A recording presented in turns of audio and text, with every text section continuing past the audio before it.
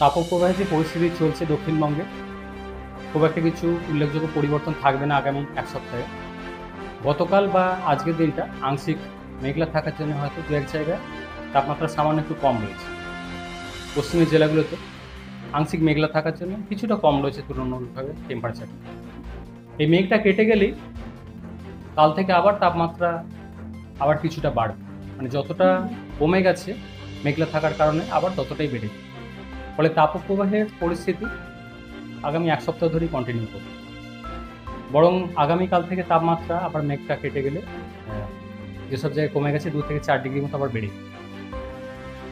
তীব্র তাপপ্রবাহের সতর্কতা থাকছে 23 তারিখে মেনলি উপকূলের কাছাকাছি এলাকায় 2-1 জায়গায়, পূর্ব মেদিনীপুর এবং দক্ষিণ 24 পরগনা এই জেলাগুলোতে।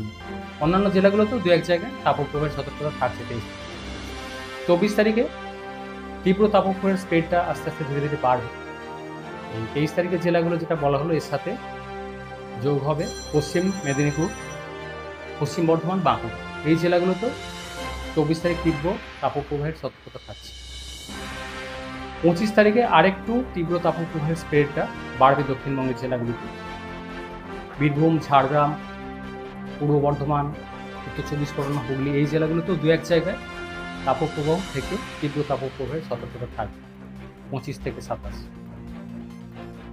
কলকাতা পার্শ্ববর্তী অঞ্চলে 23 তারিখে এখনো পর্যন্ত যা তাপমাত্রা রয়েছে 2:30 পর্যন্ত সর্বোচ্চ 39.1 ডিগ্রির কাছাকাছি রয়েছে। আংশিক মেঘলা থাকার কারণে তাপমাত্রা কিছুটা কম রয়েছে। তো আগামীকাল থেকে এই মেঘলা ওয়েদার যেটা রয়েছে এটা কেটে গেলে তাপমাত্রা কলকাতার জন্য বাড়বে। পরবর্তী কয়েকদিনে বেড়ে 40-41 ডিগ্রির কাছাকাছি পৌঁছে যাবে কলকাতা পার্শ্ববর্তী অঞ্চলে সর্বোচ্চ তাপমাত্রা।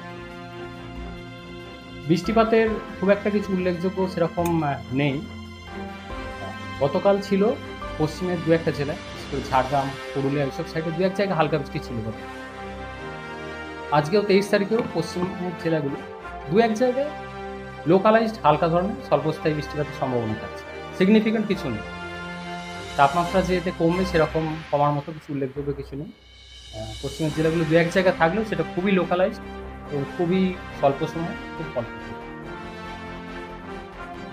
উত্তরবঙ্গের জন্য মেনলি মালদা, উত্তর দক্ষিণ দিনাজপুর এই জেলাগুলোয় আগামী 5 দিন তাপপ্রবাহের সতর্কতা থাকছে।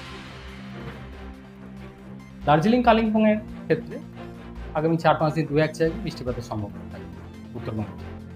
হ্যাঁ, 2-1 জায়গায় লোকালাইজ বৃষ্টিপাতের সম্ভাবনা থাকছে দার্জিলিং, কালিম্পং।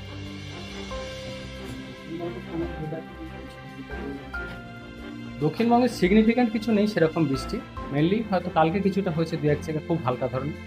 আজকেও 23 তারিখে থাকলেও পশ্চিমের জেলাগুলো 2-1 জায়গায় সেটাও লোকালাইজড, খুব স্বল্পস্থায়ী, খুবই স্বল্প পরিমাণ। সিগনিফিক্যান্ট কিছু নেই, থাকলেও খুবই হালকা ধরনের বৃষ্টি এবং লোকালাইজ 2-1 জায়গায় পশ্চিমের জেলাগুলো।